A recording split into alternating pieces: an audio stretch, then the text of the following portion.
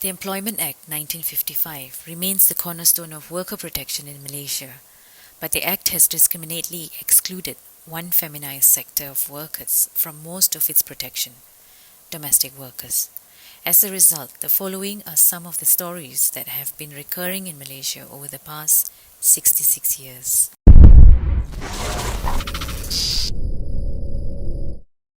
One woman domestic workers was abandoned by employer and just left in the roadside.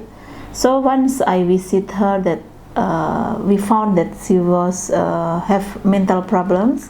She lost her sense, that she don't know anything about where is the employer. An Indonesian lady was found sleeping in the streets of Chowkit, Kuala Lumpur, mid-October 2020. Further investigations led this caseworker to believe that she was a domestic worker who came to Malaysia in March the same year. So we decided to bring to the hospital. We already coordinated with our embassy. After a few days, we received info from the doctor that she has the liquid in her brains and need to do surgery. So we tried to contact with the person, the one to bring the workers to Malaysia, and from there we found out that they have one agency in Malaysia. It's not also registered in Malaysia. The problem is when after we found out the agency, and also we want to try to reach who is the employer, but there's the difficulties because we cannot find out in the system that she has any employer yet.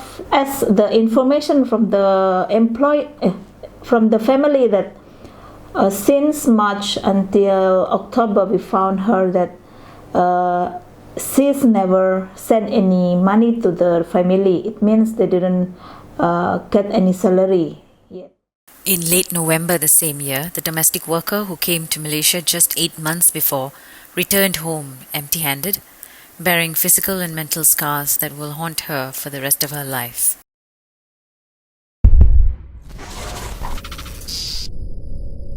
In 1994, Minambal and 12 other domestic workers living in Kayu Ara, Damansara started speaking to their respective employers for EPF and SOCSO contributions made into their accounts. The first among us was Rukumani. Another friend, Hasna, and I accompanied Rukumani to speak to her employer. We explained that we travel to the homes we clean on our bicycles. Our jobs included ironing and washing bathrooms, and if anything should happen to us during the course of our work and we are injured and unable to go to work, we will not have any income. For these reasons, we said that we definitely needed to have SOCSO and EPF, and that deductions needed to be made on our behalf. The employer agreed to contribute. Just like that, others also got the same, but not immediately. Slowly, following several discussions with employers, and after we explained that others were being given EPF and SOCSO, 6 domestic workers from our group started receiving this contributions from their employers, but not all at the same time. I was not among the 6. When I spoke to my employer, they refused and said that if I wanted to work, I could stay on, but if not, I was welcome to stop work and they would find a replacement. It was discovered later that the 6 domestic workers were able to receive SOCSO contributions from their employers because they were each absorbed into the company workforce of their respective employers' businesses, even though they worked at the employers' homes.